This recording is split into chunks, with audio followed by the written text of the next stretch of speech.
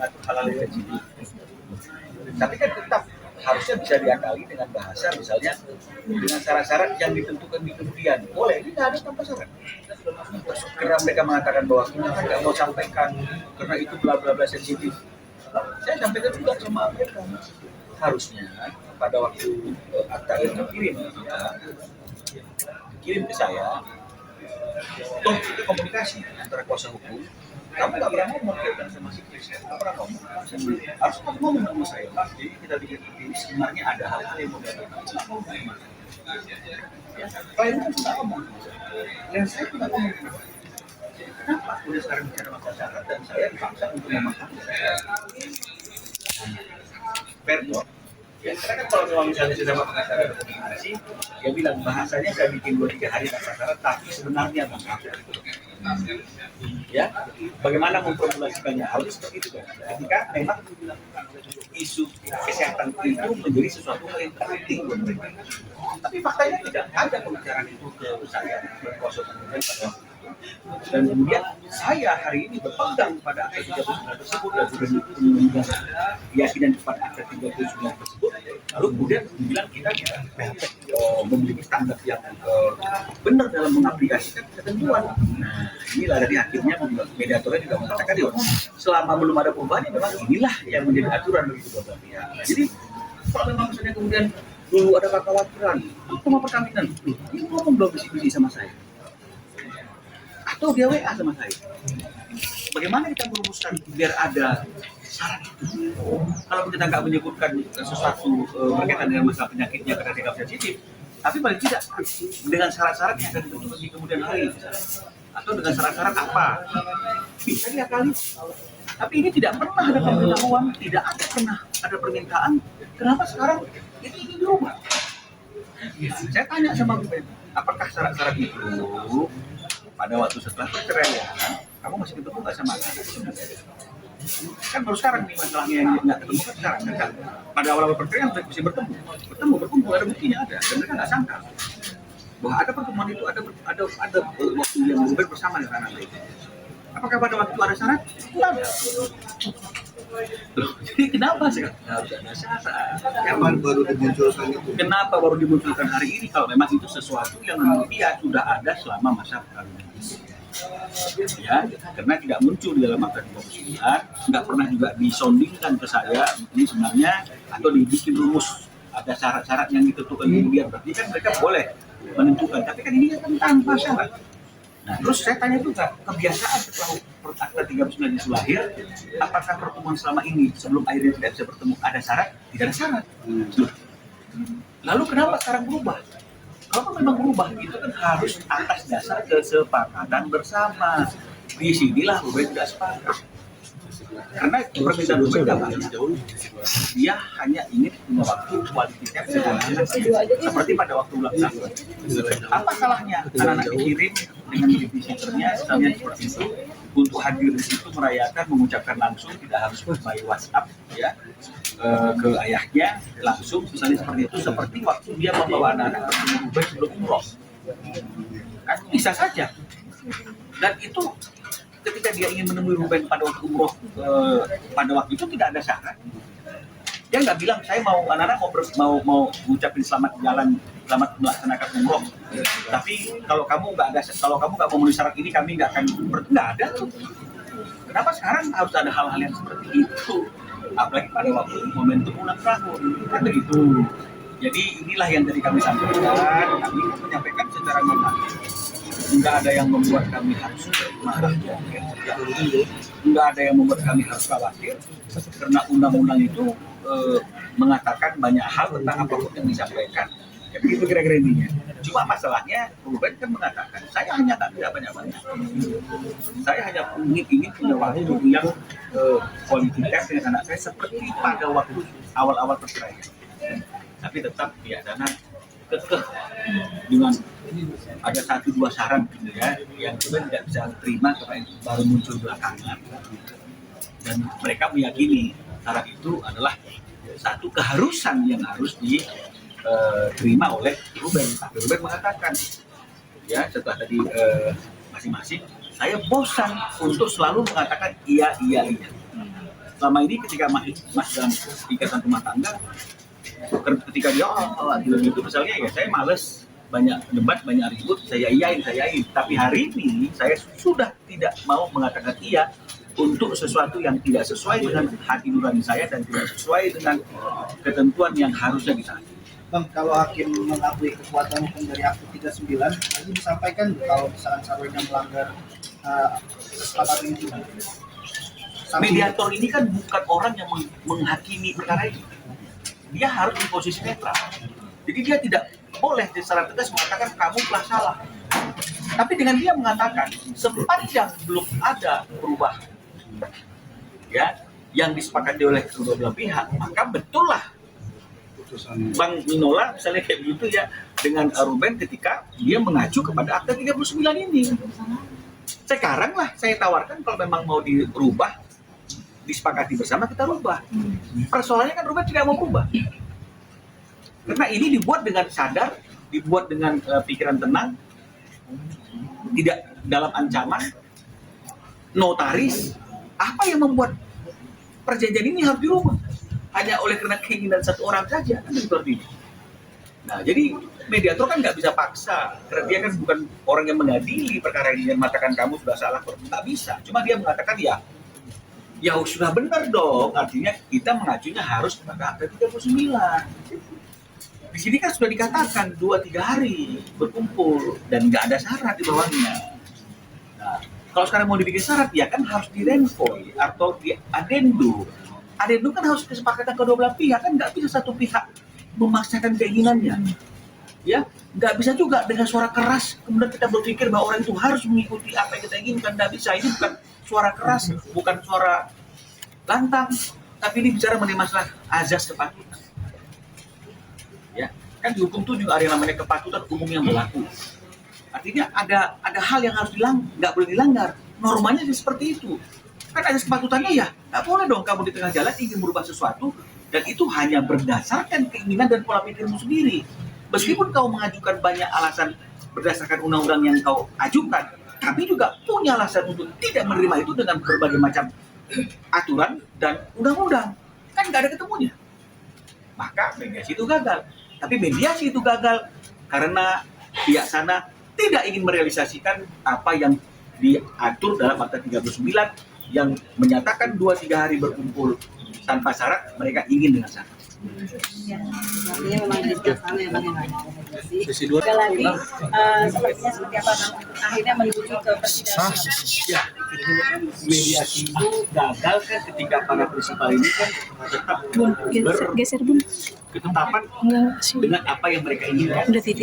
Ya, jadi ketika masing-masing pihak itu tidak mau mundur atas pihak yang lainnya, tidak ada negosiasi, semua berpegangan kepada apa yang mereka yakini dan mereka pilih sebagai sesuatu hal yang menurut mereka itulah yang terbaik, ya sudah pasti gagal. Jadi situasinya tadi juga seperti itu, masing-masing pihak itu berpegangan dengan apa yang menurut keyakinan mereka masing-masing. Ya, jadi terkait dengan masalah quality time yang diperlukan oleh Ruben dengan anak-anaknya sebagaimana yang diatur dalam Akta 39 itu, pihak sana kan tidak ingin menjalankannya, ya mereka ingin menjalankan itu tapi dengan tambahan syarat, ya ada beberapa syarat, satu adalah syarat kesehatan, ya. Tapi saya mengatakan bahwa di dalam Akta 39 itu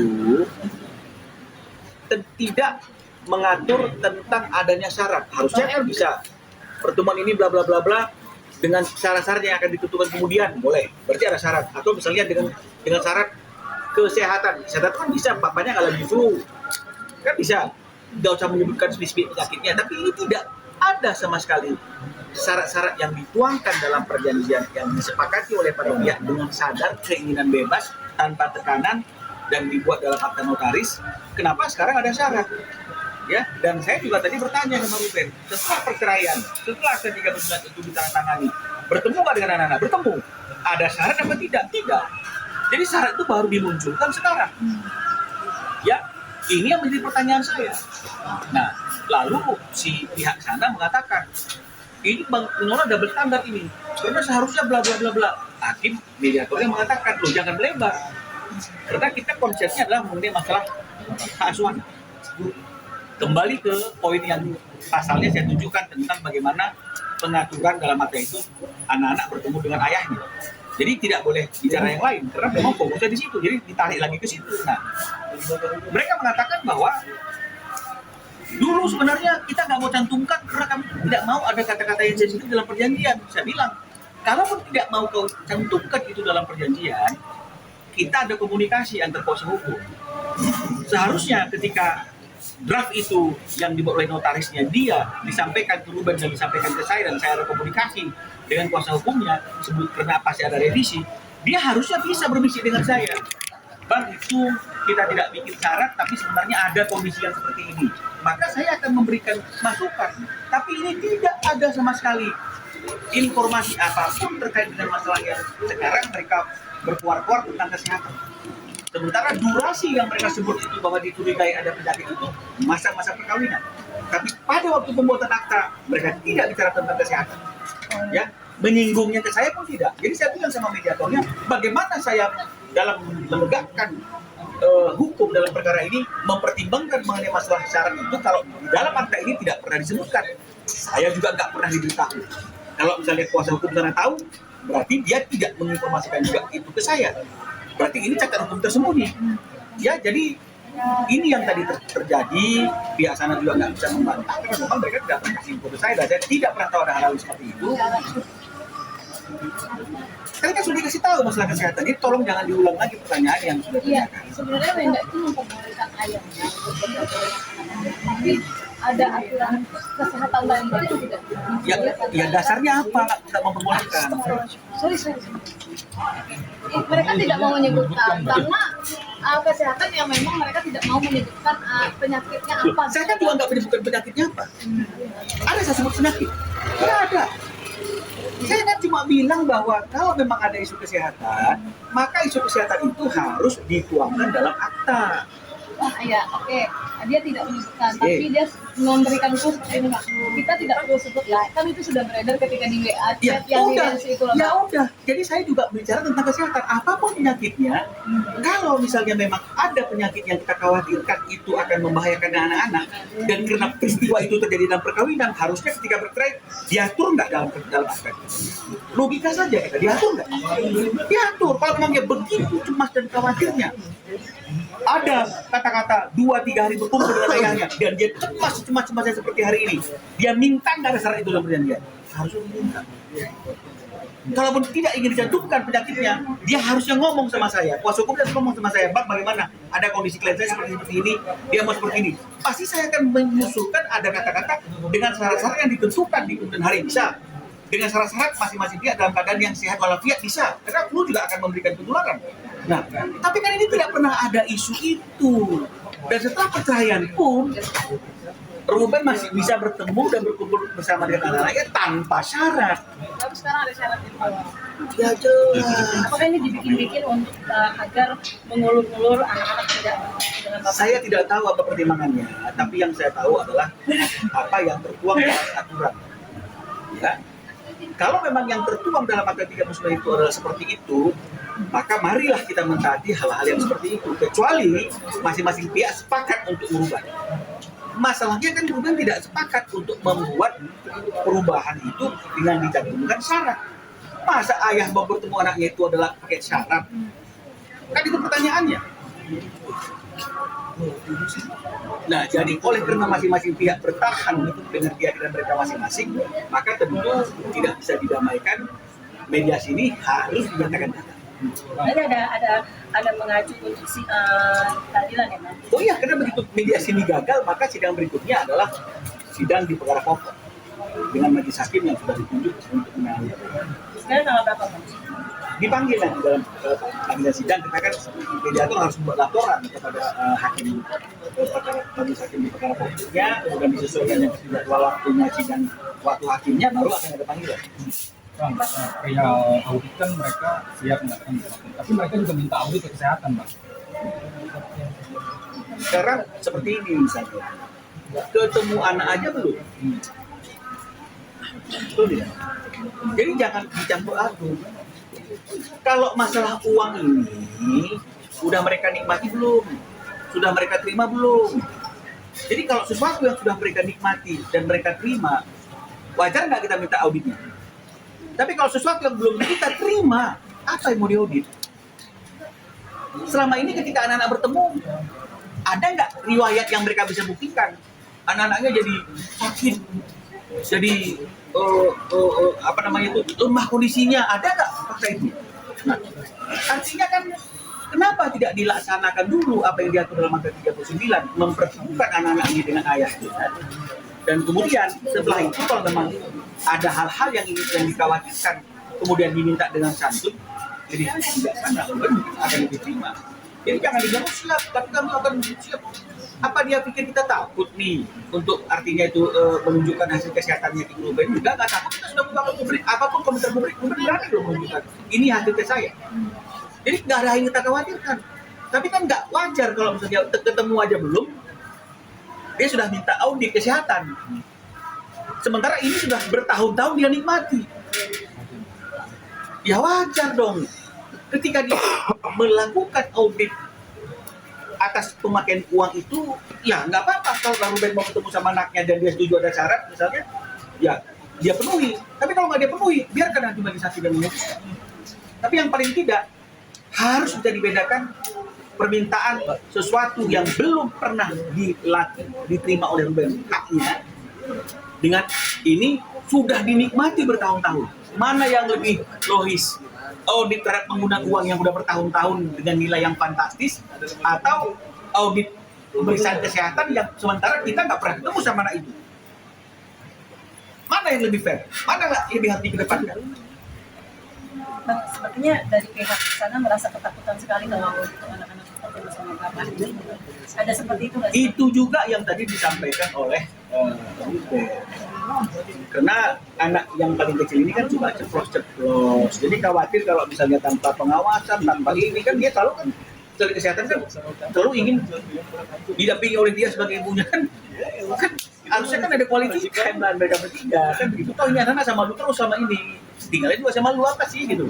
Masa lu nggak kasih seperti waktu dia awal-awal baru bercerai itu anak-anak sama saya aja bertiga kan begitu. Jadi memang mungkin menurut dugaan Ruben ada kekhawatiran anak-anak ini akan ceplos sesuatu yang mungkin disampaikan di ruangan tertutup internal mereka yang mungkin dia ingin Ruben tidak dengar. Dia nggak mau Ruben tahu apa yang mereka bicarakan.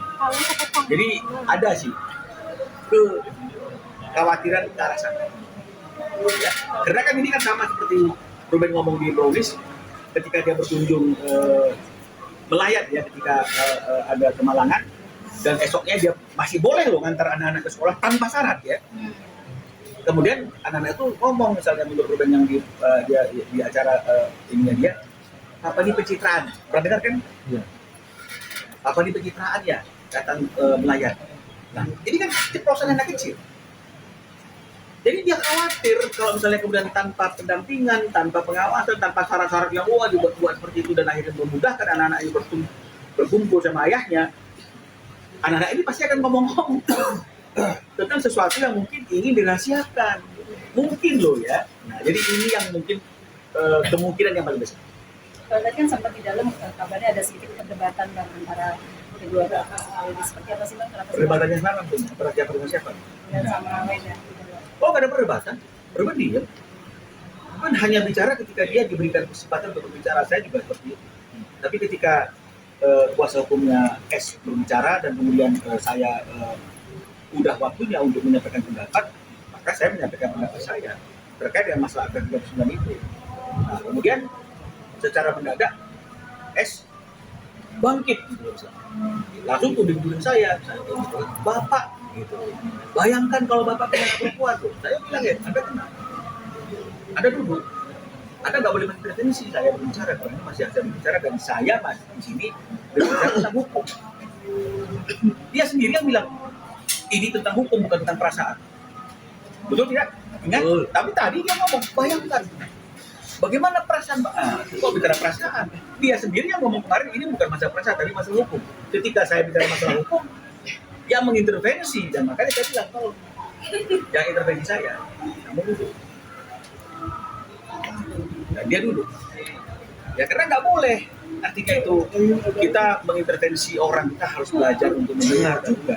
Jangan hanya ingin didengar, tapi tidak belajar mendengar. Nah ini yang terjadi, mungkin kebiasaan selama ini dia didengar terus sama Ruben. Jadi akhirnya bawa-bawa sampai hari ini ingin didengar terus, tapi nggak sabar untuk mendengar apa yang disampaikan oleh orang. Ya, Ruben yang selalu mengiyakan itu seperti apa sih Bang? Loh iya, mengiyakan itu karena dia tidak mau setiap hari situasi itu ribut, ya debat, dia nggak mau. Jadi supaya cepat selesai apapun dia. Tapi hari ini Ruben ingin mengatakan bahwa dia tidak mau lagi mengiyakan sesuatu yang tidak sesuai dengan hati nuraninya dan menurut dia yang tidak sesuai dengan aturan yang sudah disepakati. Berarti tadi nggak ada syarat yang diubah ya? Akta 39 Bukan dirubah, dia minta syarat, sementara di Akta 39 tidak pernah ada syarat. itu akan ditambahkan ya Bang, permintaan di sana. Iya, tapi Ruben nggak mau. Karena harusnya syarat itu dari awal dong dibicarakan. Jangan dadakan. Jangan mendadakan, dan kalau memang ada hal sama kami khawatir. Kalau memang dia sekhawatir itu, kok baru sekarang khawatirnya? Harusnya khawatirnya dari dulu, kan dia yang menemani Ruben pada waktu titik terendah kesehatannya. Harusnya dia ketat mengawal Akta 39 itu. Betul tidak? Kalaupun nggak mau dicantumkan secara belak-belakan, harusnya ada solusi untuk mengatur syarat itu. Karena kecemasan yang berlebihan. Karena dialah saksi mata dalam perkawinan Ruben di titik terendah kesehatan yang menurut dia seperti itu. Loh, itu nggak ada kok. Dan sampai ini juga nggak jadi persoalan kok. Bang, ini akan menjadi pembuktian nggak Bang dari pihak Ruben dengan di sini kan yang ditekankan adalah untuk ketemu anak-anak karena kasus kesehatan.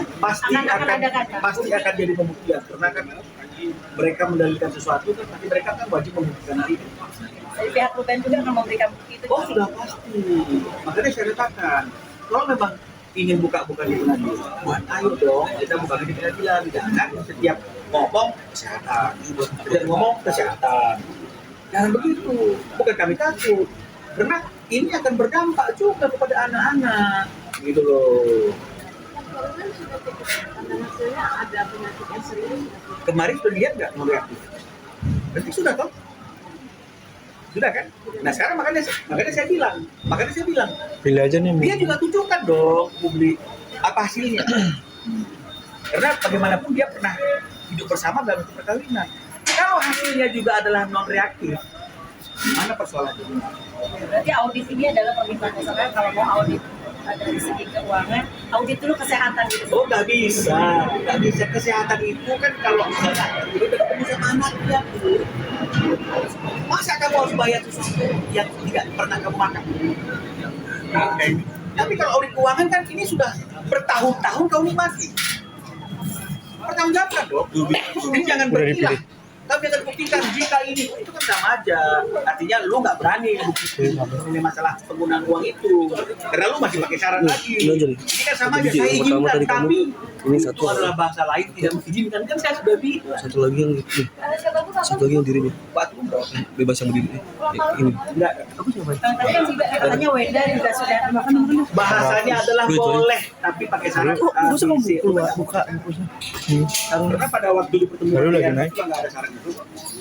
Kenapa sekarang ada syarat? Makanya saya mengatakan Beda nih wawancara pertama.